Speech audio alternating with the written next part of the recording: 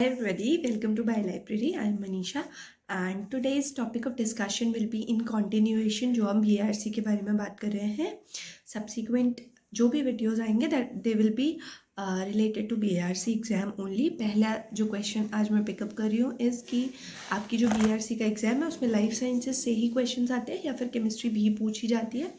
तो first thing is कि हाँ केमिस्ट्री पूछी जाती है but you do not need to separately prepare for chemistry. माने आपको अलग से केमिस्ट्री प्रिपेयर करने की ज़रूरत नहीं है. इतनी केमिस्ट्री नहीं आती.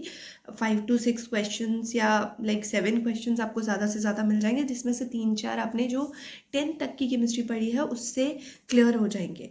अगर आपको सेफ साइड में पढ़ना है तो मैं हमेशा सजेस्ट करती हूँ कि अगर आपको केमिस्ट्री से रिलेटेड या जनरल साइंस में बायोलॉजी केमिस्ट्री फिजिक्स से रिलेटेड कोई भी एग्जाम देना होता है तो आप जो ल्यूसेंट आती है जीके की, ल्यूसेंट में से सिर्फ केमिस्ट्री का पोर्शन पढ़ सकते हैं एंड 2 से 3 बार उस केमिस्ट्री के पोर्शन को आप पढ़ लीजिए. Although it is not required. जो भी आपके दिमाग में होंगी बेसिक चीज़ें वो सारी चीज़ें वहाँ पे पूछी जाएंगी और उसमें आपको ज़्यादा प्रॉब्लम नहीं होगी. जैसे कोऑर्डिनेट केमिस्ट्री बहुत ही फेवरेट टॉपिक बन जाता है जब आपके क्वेश्चंस फ्रेम करने होते हैं बायोलॉजी में केमिस्ट्री के. या आपने भी देखा होगा कि वहाँ पे आपके जो ट्रांजिशन एलिमेंट्स होते हैं उनके बारे में 1-2 क्वेश्चंस आ जाते हैं. तो थोड़ा बहुत वो देख लो आप, प्लस ल्यूसेंट की जो केमिस्ट्री है वो देख लो. लेकिन हार्ड एंड फास्ट आपको एकदम शुरुआत से लेके लास्ट तक केमिस्ट्री के लिए अलग से प्रिपेयर करने की ज़रूरत नहीं है. Again I am repeating my words कि जो आपका एग्ज़ाम है उसका जो 90 to 92 या 95% पोर्शन है वो लाइफ साइंसेस से आएगा. तो आपको सिर्फ अपने जो आपके नोट्स हैं या फिर अभी तक आपने जो चीज़ें पढ़ ली हैं सिर्फ उससे सबसे ज़्यादा हेल्प मिलने वाली है. ठीक है. और अगर एग्ज़ाम की साइकोलॉजी की बात करें तो एग्ज़ाम में जो 10 से 12 टफ क्वेश्चंस होते हैं हमें उनको टारगेट नहीं करना होता है. हमें टारगेट करना होता है एग्ज़ाम का 80 to 85% पोर्शन, और जिसमें से आपका जो सिलेक्शन है वो एग्ज़ाम में 40 से 50% पे हो जा रहा है. आप समझ रहे हो कि अगर आपके पेपर में 100 क्वेश्चंस हैं उसमें 120 पे ही हो जा रहा है तो बहुत कम परसेंटेज में आपका सिलेक्शन हो रहा है.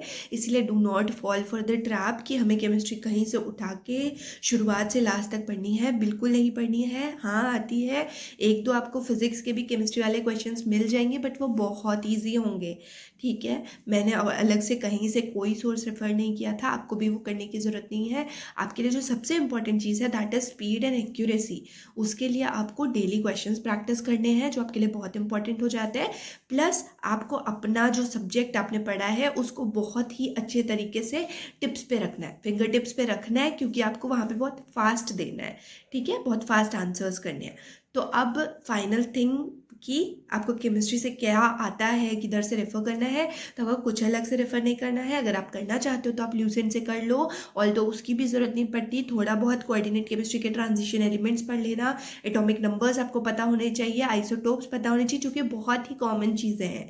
ये आपको पता होने चाहिए. ये आप अगर जनरल साइंस का वीडियो भी किसी का देख लोगे मैराथन टाइप तो आपको सारी चीज़ें वहाँ पर मिल जाएंगी.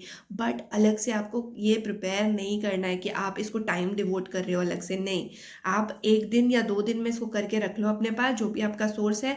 अब आप अपने लाइफ साइंसेस के साथ अपने केमिस्ट्री को भी रिवाइज करोगे. ठीक है. थैंक यू एवरीबडी एंड हम नेक्स्ट वीडियो में मिलेंगे. एंड आई एम प्लानिंग कि मैंने कैसे कैसे प्रिपेयर किया था वो चीज़ें शेयर करूँ. उसके लिए थोड़ा सा मुझे टाइम लग रहा है क्योंकि मुझे चीज़ें एक एक करके आपको बतानी पड़ेंगी. ठीक है. So thank you everybody. I hope आपकी प्रिपरेशन अच्छी हो रही होगी. अगर कोई भी डाउट होता है तो आप कमेंट सेक्शन में डाल सकते हो.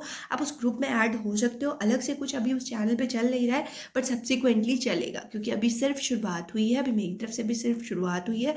But I am telling you guys आपको डेली पढ़ना है. जितनी चीज़ें आपके पास है आप उनको प्रिपेयर करते रहो. ठीक है. Thank you everybody and all the best.